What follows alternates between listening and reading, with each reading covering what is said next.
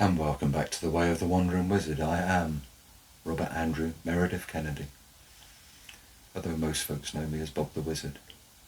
And I am a pure and open channel for the finest vibrations of divine love and light, made manifest here in service to Gaia and those who travel with her. These series of videos have been a sharing of the life and times of Bob the Wandering Wizard. And this project had a purpose, or has a purpose, was for me to share a near-death experience way back in 2012 and what has come to pass since. Some of my trials and challenges, some of my memories. It really has helped me put my life in context. The purpose of life, as I've mentioned before, is to know thyself, and I very much know myself to be a work in progress. That work has been progressed by experiences which have forged me. The frame was definitely a forging time of my life. So, without further ado, back to my life and times with Felicity. Now, to paraphrase the great Bill Hicks, life is a rollercoaster. It certainly isn't a frame. It's very ups and downs. After my high points, by a big night out in London, I settled in, carried on with my prescription, every day a millimetre. Come December, I was 3 centimetres short, a millimetre a day. 30 days, a month off of achieving pretty much a complete leg. I was pretty excited, things were feeling quite good, everything felt strong and solid.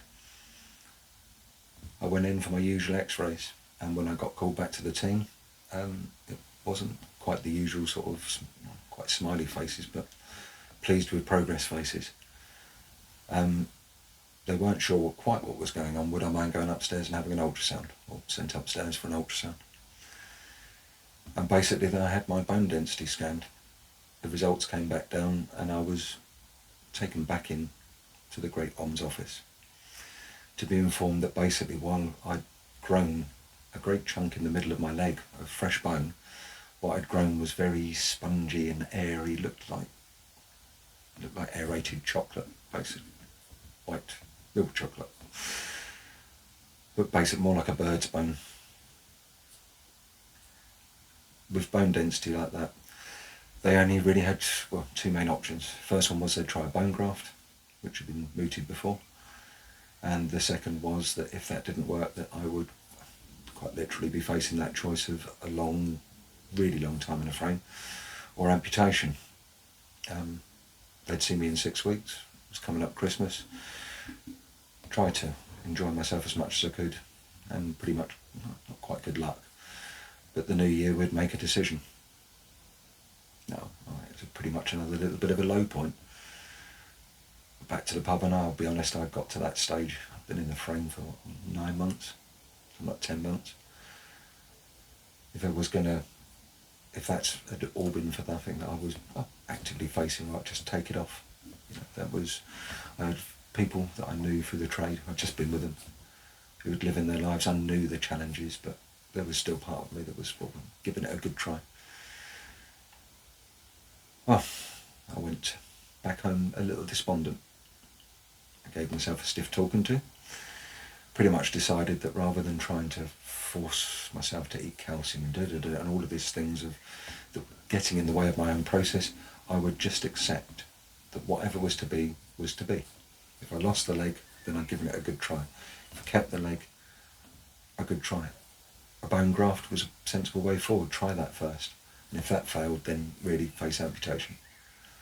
That was how I set my head, and I pretty much left it from my mind. Of course, the Christmas season was distracting. I managed to go out with old work colleagues, hobbled along, showed off my frame. We managed a family farm Christmas, first in a year. Though it was difficult travelling all the way down the 303 with Felicity in tow, by a cunning arrangement of piling children and cushions and various bits and pieces and sitting in the back seat with my leg hanging off the front, managed to get down. Well, I couldn't do much on the farm, and that was a frustration. I'm an active physical person. it was good to be the family. My folks made it down as well and just had a family Christmas. Truth be told, I stopped beating myself up about smoking. I smoked a lot, quite a lot of cannabis. I drank a fair bit, which I probably shouldn't have done, and generally just made it as happy a time as I could be. Just on we went.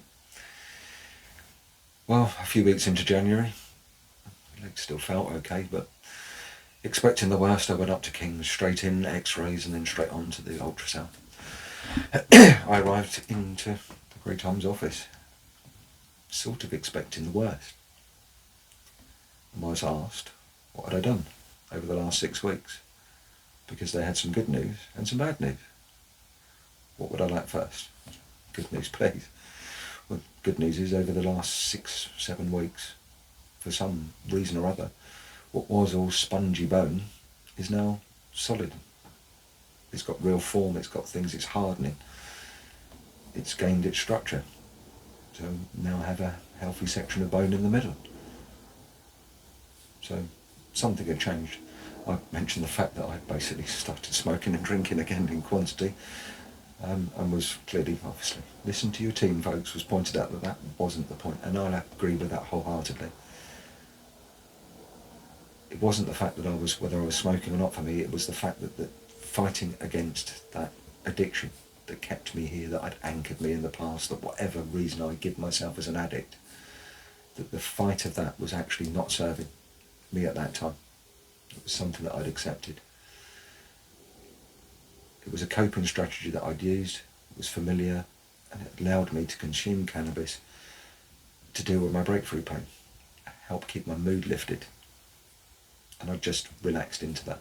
It was very much a personal choice. Clearly smoking does not help when you have compromised blood flow and all of the rest of the things that go with these injuries. That was just my choice. So in no way am I advocating that smoking your way out of whatever is a way forward. Well, apart from depression, but we won't talk about that. Well, a high point on the roller coaster. I thought I was losing my leg. I had my leg. All was looking well. Was going great guns. At the time I had a pin that went right through this one here, low back on the back of my knee. It made my knee hard to bend. And so I asked, as everything was healing up, what were the purpose of the pins? Could I have one removed? Just snip the pin out there and then high tension snippers, ching, pump, like a plunk, out it came.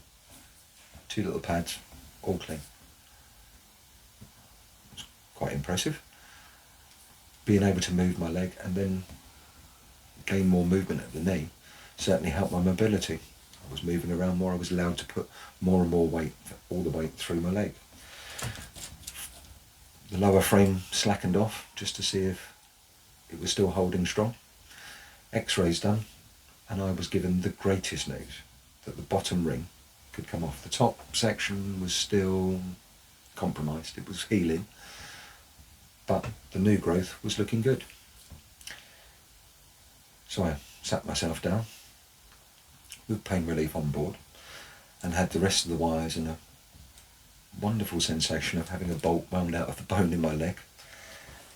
And the lower ring was off and I was left with just this section, holding the upper part of my leg in place. For the first time in 9-10 months, I was able to bend an ankle freely. It left me with a 3 centimetre short leg. I was told to go and book myself an orthotics appointment, get myself some made up shoes. And that certainly helped. I went off, had my assessment, had my heel made up in my shoes, so I always welcome one high heel, channeling my inner drag queen. But being balanced up certainly helped my mobility. The lower leg was scarred, but it was strong, it had healed really well. I had what was known as an equinus foot, a horse-like foot. Equinus? Me?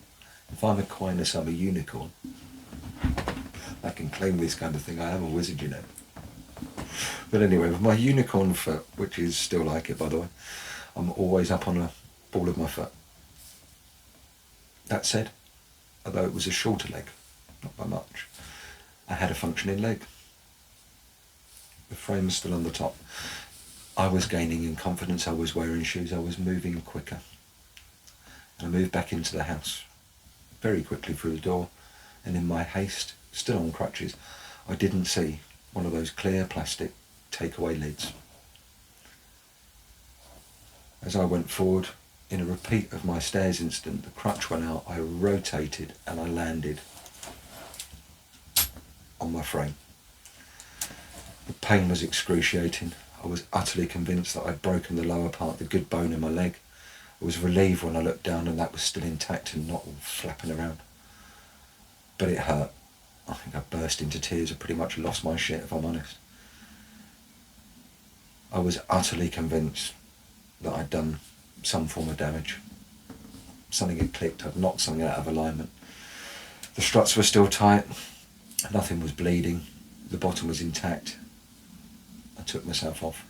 I was due an appointment a few days later anyway. Went in, x-rays were done, maybe a minor movement, but things should be all right. Another roller coaster in the run. A year passed in the frame. Falls aside, lower leg intact, things had started to improve. I said I was walking more, a bit more careful on my crutches. Things were looking good for the summer. In fact, it was looking as if I would soon be frame free. That seems like a good point in the middle of this ramblings to go on and cover that in the next little chapter out. The roller coaster of life within a frame and the challenges it brings. Now, I've mentioned during that I had some high points and some low points. I did, of course. There's an emotional component to these injuries, and from time to time, not often, but from time to time, I would overload, burst into tears. It's a terrible thing as a father to fall to pieces in front of your kids. Thankfully, they are robust little souls, given what they've been through from a very young age, 3 and 4, seeing their father in these kind of things. It was a challenge. They did me proud. They've always supported me. And even though I may on occasions let out a dragon's roar at the teenagers they've become, they are a great delight in my life.